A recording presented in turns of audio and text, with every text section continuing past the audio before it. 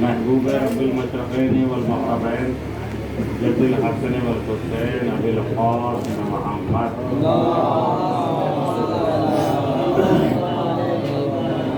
وعلیہ الطیبین الطاہرین المعصومین المظلومین.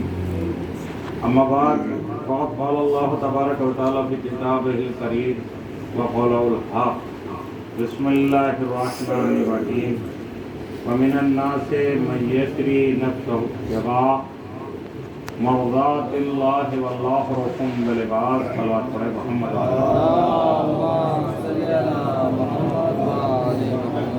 سورہ بقرہ کی آیت نمبر 207 جس میں ارشاد ہوا وَمِنَ النَّاسِ مَن یشری.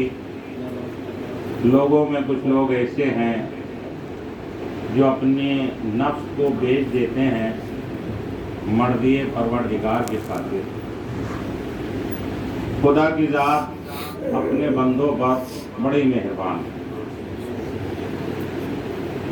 میں نے کہا کہ یہ آیت کریمہ ایسی ہے کہ جس پہ تمام محقق، تمام راوی، تمام مفسر زیادہ تر اس بات پہ اتفاق ہے کہ یہ آیت کریمہ ہجرت کی شب نازل ہوئی. اس وقت نازل ہوئی کہ جب کفار نے پلاننگ بنائی کہ آج کی شب نبی کو قتل کیا جائے، نبی کو اس دنیا سے نام ان کا ختم کر دیا جائے. تو پروردگار نے بذریعہ جبرائیل خدا کو یہ حکم دیا، خدا نے یہ حکم دیا بذریعہ جبرائیل کہ اے جبریل جاؤ میرے محبوب رسول کو یہ پیغام پہنچا دو کہ آج کی شب مکے سے ہجرت کر جائے اور اپنے بستر پر اپنے بھائی علی کو لٹا دے. دیکھیے یہ میں کئی بار کہہ چکا ہوں، سلانے والا مسئلہ اختیاری نہیں ہوتا، لٹانے والا مسئلہ اختیاری ہوتا ہے. کسی کو آپ لیٹنے کا حکم دے سکتے ہیں لیکن سلا نہیں سکتے. یہ آپ بھی جانتے ہیں، پوری روایتیں اٹھا کے دیکھ لیجئے. مولا کائنات ہجرت کے سے پہلے کوئی تاریخ میں ان کا سونا نہیں ملتا کہ مولا کائنات سوئے ہوں، بلکہ یہ تو ملتا ہے کہ عبادت کا عالم یہ تھا مولا کائنات کی کہ گھر سے تکبیروں کی جو آواز آتی تھی تو 1000 تکبیروں کی آواز آتی تھی. 1000 تکبیریں مولا کائنات سے آواز آتی تھی گھر سے. اتنی عبادت کیا کرتے تھے مولا کائنات. اور دن میں روزہ رکھنا، مزدوری کرنا، روزہ رکھنا. پر اب یہ پورا زندگی اگر دیکھی جائے تو مولا کائنات کی زندگی ہے. اب یہاں پہ آیت اللہ مرشی نے جب یہ سنا کہ 1000 رکعت نماز ایک شب میں مولا کائنات پڑھتے تھے تو یہاں پہ کہتے ہیں کہ مجھے تھوڑا سا حیرت ہوئی ہے کہ 1000 رکعت نماز پڑھنا. تو بارہ جب مجھے اس بات پہ حیرت ہوئی تھوڑی سی تو میں نے طے یہ کیا، آیت اللہ مرشی نے جب کی میں نے یہ طے کیا کہ آج میں یہ کام کر کے دیکھوں. انہوں نے کہا کہ میں نے صبح تک 1000 رکعت نماز پڑھی. سنیے عزیزان گرامی، 100 رکعت پڑھنا اور اس کے بعد لوگوں میں کہنا 100 رکعت نماز ہم لوگ پڑھتے ہیں. آیت اللہ مرشی کہتے ہیں کہ میں نے وہ نماز پڑھی. اس کے بعد انہوں نے آگے جملہ کہا کہ جب مجھ جیسا 1000 رکعت نماز پڑھ سکتا ہے تو کیوں نہ مولا کائنات 1000 رکعت نماز پڑھ سکتا ہے. اس کے بعد لیکن انہوں نے ایک جملہ کہا کہ اس بات پہ میں لوگوں سے کہتا ہوں کہ اس بات کے اوپر وہ کوشش نہ کریں. میں اس بات کی ان لوگوں سے کہتا ہوں، گزارش کرتا ہوں کہ لوگ اس بات کو نہ کریں. کیوں؟ اس لیے کہ ظاہر کی بات ہے جو 1000 رکعت نماز پڑھنے کے بعد آیت اللہ مرشی پہ بیتی ہوگی وہی جانتے ہیں اس کیفیت کو تو، لیکن منع کیا لوگوں سے، کہا کہ یہ کام نہ کریں۔ بہرحال یہ بات ثابت ہے کہ 1000 رکعت نماز آیت اللہ مرچی نے پڑھی۔ سوچیے کتنا سخت مرحلہ ہے، مولا کائنات 1000 رکعت نماز پڑھا۔ چلیے اب یہاں پہ ایک مسئلہ ایک عجیب و غریب سا ہے، جو پوری رات جاگتا ہو، سوتا ہی نہ ہو، اسے آپ سلا سکتے ہیں؟ آپ نے کبھی ایسی عادت رمضان وغیرہ میں بن جاتی ہے، جو لوگ پوری رات جاگتے ہیں ان سے کہیے سو جائیے، تو کیا سو سکتے ہیں؟ جو آدمی جاگ رہا ہو، عادت اس کی جاگنے کی ہو، وہ سو نہیں سکتا۔ کسی سے بھی آپ پوچھ سکتے ہیں کہ وہ سو نہیں سکتا، لیکن سونے کو اس کا اختیار اب نہیں ہے۔ ایسا نہیں ہے کہ وہ لیٹا اور سو گیا، جب چاہا اٹھ گیا۔ سونے بے اختیار نہیں ہوتا جب عادت ہو جاتی ہے۔ اگر کسی کی نماز کی عادت ہو جاتی ہے، عادت، میں عادت کی بات کر رہا ہوں، تو اسے ایسا نہیں لگتا جیسے کوئی چیز کھوئی گئی۔ کیوں لگتا ہے ایسا؟ عادت ہو گئی۔ ہر چیز کی ایک عادت ہوتی، چاہے عبادت کی عادت ڈال لیں، چاہے غلط کام کی عادت ڈال لیں، عادت ہو جاتی ہے۔ بہرحال اب مولا کائنات کی عادت ہے جاگنے کی، تو مولا کائنات سو کیسے گئے؟ جس کی عادت جاگنے کی ہو، بس عزیزان گرامی اسی کو سمجھنا ہے۔ اگر یہ بات سمجھ لیں ہم، تب سمجھنا آتا ہے عبادت کا لطف اس وقت آتا ہے۔ خود مولا کائنات نے کہا کہ جس کی وجہ سے جاگا کرتا تھا، اسی کے کہنے سے تو سو رہا ہوں۔ میں جاگنے پہ بھی اس کی وجہ سے تھا، اسی نے حکم دیا تھا عبادت کرنے کا، اسی نے کہا سو جاؤ۔ تو عزیزان گرامی بات سمجھ گئے؟ بھئی جس کے کہنے پہ جاگ رہا تھا، اسی کے کہنے پہ تو سو رہا ہوں، اسی نے تو کہا لیٹ جاؤ۔ عبادت کسے کہتے ہیں عزیزان گرامی؟ اسی کو کہتے ہیں علی کی عبادت بربنائے عادت نہیں ہوتی، بلکہ بربنائے عبادت ہوتی ہے۔ صلوات پڑھیے محمد علیہ۔ عام انسانوں کی جو عبادت ہوتی ہے بربنائے عادت ہوتی ہے۔ عام انسان بربنائے عادت کام کرنے لگتے ہیں، عادت ہو گئی ہے۔ مولانا بغیر اس کے رہتے نہیں۔ عادت اور چیز ہے، بربنائے احساس۔ علی جو عبادت کرتے تھے بربنائے عادت نہیں کرتے تھے، بربنائے احساس کرتے تھے۔ اب مولا کائنات کا پھر وہ جملہ کہ اے پروردگار، میں تیری عبادت اس لیے کرتا ہوں کہ تجھے لائق عبادت پایا، اس لیے تیری عبادت کرتا ہوں۔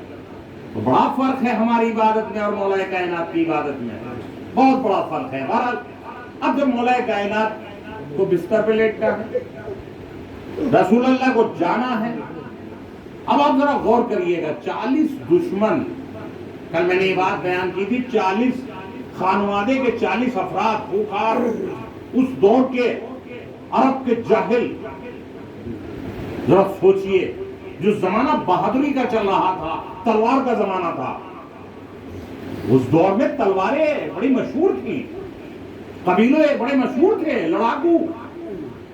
اس دور میں یہ اسلحہ نہیں تھا ایسا، ظاہر سی بات ہے، لڑنے کا اس دور میں ملکہ تھا، لوگوں کو بہت زیادہ عادت تھی۔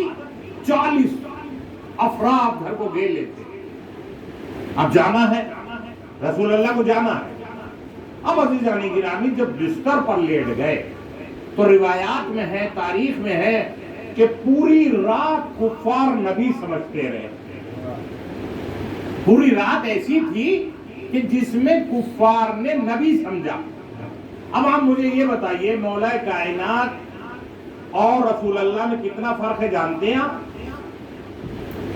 30 سال چھوٹے ہیں مولا کائنات، 30 سال کا فرق ہے، جس کی عمر 30 سال کا فرق ہے مولا کائنات میں اور رسول اللہ میں۔ اب آپ سوچئے کہ دونوں قد کے اعتبار سے بھی، عمر کے اعتبار سے بھی کیسے ممکن ہے کہ پوری رات نبی سمجھتے رہے؟ کفار سمجھ رہے تھے کہ نبی لیٹے ہوئے۔ تو یہاں پہ عزیزان گرامی 2 باتیں سامنے آتی ہیں۔ تیسری بات آپ بتا دیجئے، تیسری بات کچھ اور ہو ہی نہیں سکتی. یا تو مثال کے طور پہ دنیا کا تمام مسلمان اس بات کو مان لے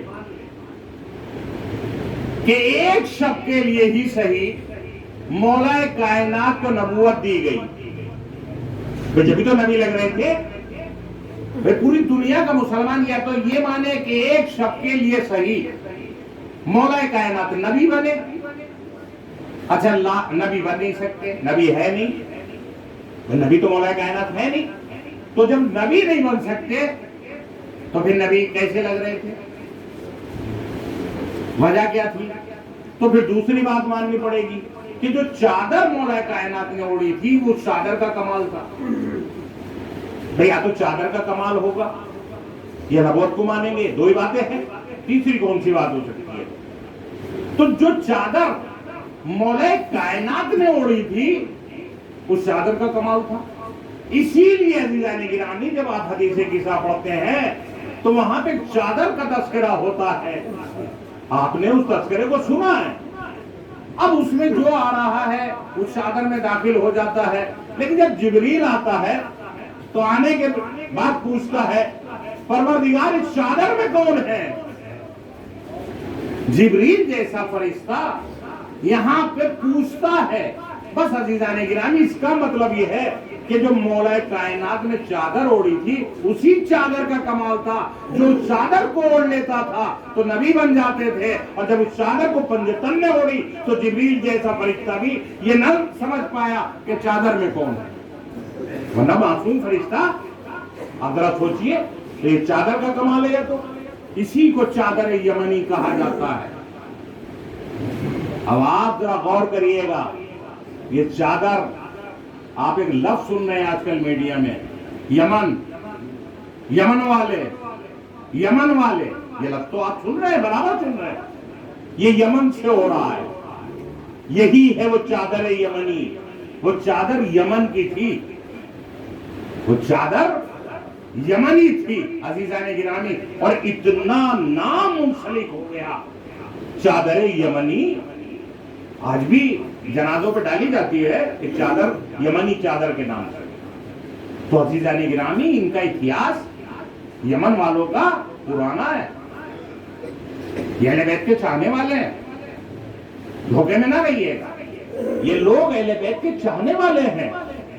اسی لیے یمنی چادر کا جو آج بھی بہت جگہ ہے, چادر یمنی جنازے پہ ڈالی جاتی ہے. تو عزیزان گرامی بہرحال چادر کا کمال تھا. چادر اوڑی, پوری رات نبی سمجھتے رہے. اب یہ راز کب کھلا سنیے عزیزان گرامی, یہ راز کھلتا ہے صبح ہونے پہ. جب صبح ہوئی تو کیا ہوا؟ دیوار کو پھاندا, گھر میں داخل ہوئے کفار. اب جب چادر کو ہٹایا تو دیکھا کہ علی موجود ہے, نبی نہیں ہے بلکہ علی ہے. دیکھیں اب یہاں پہ ایک خطابت کا بڑا جملہ ہے وہ کہ رات تھی, دیوار تھی, چادر تھی. تین ایسے پردے ہوتے ہیں, بھئی کسی بھی چیز کے لیے پردہ ہی ہوتا ہے. دیوار بھی ایک پردہ ہے, رات بھی ایک پردہ ہے, اندھیرا ایک پردہ ہے, اور دیوار بھی ایک پردہ ہے. یعنی تین پردے تھے. تین پردوں کی وجہ سے علی سمجھ میں نہیں آ رہے تھے. تین ایسے اندھیرے پردے تھے کہ رات تھی, دیوار تھی, چادر تھی. جب رات کا اندھیرا دور ہوا, دیوار کو پھاندا, چادر کو ہٹایا تو علی سمجھ میں آئے. تو یہ تو بات واضح ہو گئی کہ کوئی بھی اگر اندھیروں میں تلاش کرنا چاہتا ہے علی کو تو علی نظر نہیں آئیں گے. جب اندھیرے آگے سے ہٹیں گے تو علی واضح ہوں گے. اب جو واضح ہوئے کہا علی نبی کہاں گئے؟ اب یہاں میں مولا کائنات کا عجیب و غریب جملہ ہے, کیا میرے حوالے کر کے گئے تھے؟ کیا مجھے سپرد کر کے گئے تھے؟ کیا میری کوئی ذمہ داری دے کر گئے تھے؟ کیا بتانا تو پڑے گا. کیا کس کی مجال ہے جو علی سے پوچھ لے. اور عزیزان گرامی یہاں سے مولا کائنات اہل بیت کے گھرانے کو لے کے اب جو چلے ہیں تو تاریخ میں لکھا ہے کہ پہلے 300 افراد نے راستہ روکا. 300 افراد نے راستہ روکا کہ علی نبی کے لیے بتانا پڑے گا نبی کہاں ہے. کہ کس کی ہمت ہے جو علی سے یہ پوچھے. آگے بڑھے، پھر ایک گروہ نے آ کے راستہ روکا. اب یہاں پہ جملہ عجیب و غریب مولا کائنات ہے، اور عجیب جملہ تھا مولا کائنات کا. ابو جہل وغیرہ نے راستہ روکا. اب جب راستہ روکا تو ایک مرتبہ مولا کائنات نے ایک جملہ کہا کہ علی کے آگے سے ہٹ جاؤ، اس لیے کہ آج علی کا راستہ موت کے فرشتے بھی نہیں روک سکے. کیوں؟ اس لیے کہ جو علی کی تلوار روک لیتا تھا آج وہ علی کے ساتھ نہیں ہے. سمجھ گیا؟ یعنی جو علی کی تلوار روکتا تھا اب وہ علی کے ساتھ نہیں. اگر آج علی کی تلوار چل گئی تو مکے کی بیوہ عورتوں کے سروں پہ رنڈاپے کی چادر ڈالنے والا کوئی مرد نہیں ملے گا. عزیزان گرامی، اس لیے کہ ایسے عالم میں جب اہل بیت علی کے ساتھ تھے، تاریخ نے لکھا کہ مجمع علی کی نگاہوں کے سامنے سے کائے کی طرح ہٹ گیا. کسی کی ہمت نہ تھی کہ علی کا راستہ رہے. وہ سورما، وہ بہادر علی، کس کی ہمت تھی کہ علی کا مقابلہ کرتا؟ کیوں؟ خیبر میں علی کو دیکھا، احد میں علی کو دیکھا، ہر مارکے میں علی کو دیکھا تھا. کون تھا جو علی کی تلوار کا مقابلہ کرتا؟ کس کی ہمت تھی؟ ہاں، اسلام جو آگے بڑھ رہا تھا، محافظ اسلام علی، اس لیے خاموش رہے 25 سال. 25 سال کی خاموشی اس لیے کہ دین پیغمبر کو آگے بڑھنے سے کوئی مشکل نہ آ جائے. جب نئے نئے مسلمان بنے تھے علی خاموشی کی زندگی گزارنے لگے. بعد پیغمبر جب ظلم ہوا تو علی نے خاموشی کی زندگی گزاری. سوچئے گا جو اتنا بڑا سورما، اتنا بڑا بہادر، جس کی تلوار کا کوئی مقابلہ نہ تھا، کوئی ثانی نہ تھا، اس کے گلے میں رسی کا پھندا پڑ جائے. جب آپ اس کی حکمت سنیں گے کہ علی کے گلے میں جب رسی کا پھندا پڑا ہے تو یہودی نے مولا کائنات کو دیکھا اس عالم میں. ساتھ میں ابو ذر بھی ہیں. ذرا غور کیجئے گا، اس وقت ابو ذر تھے، مقداد تھے، سلمان تھے. سوچئے، اور مولا کائنات کے گلے میں رسی کا پھندا، جس پہ ابو ذر کون سے درجے پہ جانتے؟ 90 درجے پہ ہیں ایمان کے. سلمان 10ویں درجے پہ ہیں، مقداد 8ویں درجے پہ ہیں. اس کا ایک سبب یہ ہے ابو ذر اور سلمان کا کہ جیسے ہی رسی کا گلے میں پھندا دیکھا تو جناب ابو ذر نے اپنے تلوار کے قبضے پہ ہاتھ ڈال دیا. چاہتے تھے کہ تلوار نکالیں ابو ذر. فوراً سلمان نے بازو پہ ہاتھ رکھا کہ ابو ذر یہ کیا کرنے جا رہے ہیں؟ کہ دیکھتے نہیں ہو علی کے گلے میں رسی کا پھندا ہے؟ ان کی مجال کے علی کے گلے میں رسی کا پھندا ڈال دیں. تو فوراً جناب سلمان نے کہا ابو ذر کیا تم سمجھتے ہو علی کو تمہاری اور میری ضرورت ہے؟ کیا علی کے بازوؤں میں اتنی طاقت نہیں ہے؟ لیکن مرضی پروردگار نہ ہوتی تو کس کی ہمت تھی کہ جو گلے میں رسی کا پھندا ڈال دیتا؟ ابو ذر کی، سلمان کی نگاہ مولا کائنات پہ تھی کہ اگر اشارہ مل جائے تو سلمان تلوار نکالا. اسی کو کہتے ہیں اطاعت. عزیزان گرامی، اطاعت کو سمجھیے. ابو ذر نے تلوار نکال لی تھی، قبضے پہ ہاتھ ڈال دیا تھا فقط، تو ایمان کے ایک درجے کم ہو گئے. یہ ہے فرق ایمان کا. سلمان فقط نگاہ بنا کے علی کی طرف دیکھ رہے تھے کہ جو حکم علی کا ہوگا اس پہ اطاعت کی جائے گی. اس کے بعد ایک یہودی نے جب دیکھا تو دوڑ کے آیا، قدموں میں گر گیا، مولا آپ وہی ہیں؟ جو خیبر میں تھے؟ آپ خندق والے علی کہ مولا مجھے کلمہ پڑھائیے، اس لیے کہ جو اتنا بڑا سورما ہو، جو اتنا بڑا بہادر ہو، اس کے گلے میں رسی کا پھندا ہو۔ اسی کو تو مرضی پروردگار کہتے ہیں، اسی کو تو اطاعت کہتے ہیں، اسی کو تو محافظ دین کہتے ہیں۔ اپنی منشا کے لیے علی نے تلوار نہیں نکالی، رضا پروردگار کی خاطر ایک شخص ہدایت پا رہا تھا تو علی نے رسی کا گلا اپنے گلے میں برداشت کر لی۔ اسے کہتے ہیں اطاعت، اسے کہتے ہیں دین۔ علی نے اپنے گلے میں رسی برداشت کر لی، ورنہ کسی کی ہمت تھی؟ بہرحال لیکن یہاں پہ ایک جملہ عزادارو ذرا سوچئے گا، جب علی کے گلے میں رسی کا پھندا ڈالا ہے تو شہزادی کے یہاں دروازہ گرایا گیا۔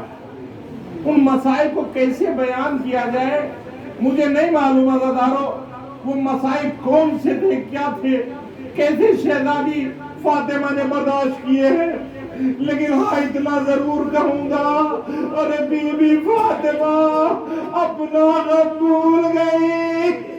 عزادارو در دیوار پہ آنے والی بی بی، ارے جس کی پسلیاں ٹوٹ گئی ہو، ارے جس کی پسلی میں درد ہوتا ہے، ذرا سوچ کے تو دیکھئے وہ درد کتنا سخت ہے۔ لیکن بی بی فاطمہ اپنا غم بھول گئی، علی کو بچانے کے لیے نکل گئی۔ اے اسماء میرے علی کو کہاں لے گئے؟ کبھی بھی ظالم لے گئے۔ اے اسماء مجھے چادر دو، مجھے سہارا دو۔ ارے زہرا پیچھے پیچھے چل دی اور ایک جملہ کہا، اے ظالموں میرے علی کو چھوڑ دو ورنہ میں اپنے سر کے بال کھول دوں گی، ارے سر سے چادر ہٹا دوں گی۔ عزادارو روایات میں ملتا ہے، تاریخوں میں ملتا ہے، اتنا ہی کہا تھا، مسجد نبوی کی دیواریں بلند ہونے لگی، سورج کو گہر لگنے لگا، ارے زلزلہ آنے لگا، ظالموں نے علی کو چھوڑ دیا۔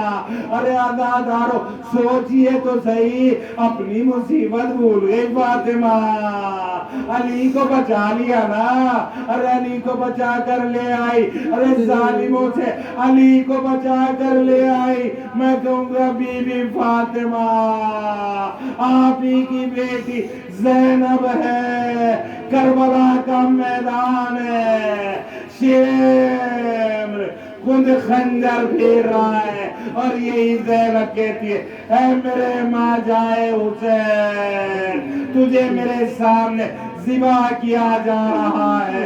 ارے زینب دیکھتی ہے 40 قدم کا فاصلہ، ارے کیسے دیکھا۔ عزادارو زینب اپنے بھائی کو بچا نہ سکی، کما فاطمہ آپ نے میرے بابا کو بچا لیا، بہن مظلوم، ارے سر پہ چادر بھی نہیں، کیا کرے زینب۔ انا للہ و انا الیہ راجعون، ردن بقضائہ و تسلیما۔ اللهم اغفر للمؤمنين والمؤمنات والمسلمين والمسلمات الأحياء منهم والأموات، تاب بيننا وبينهم بالخيرات إنك مجيب الدعوات إنك على كل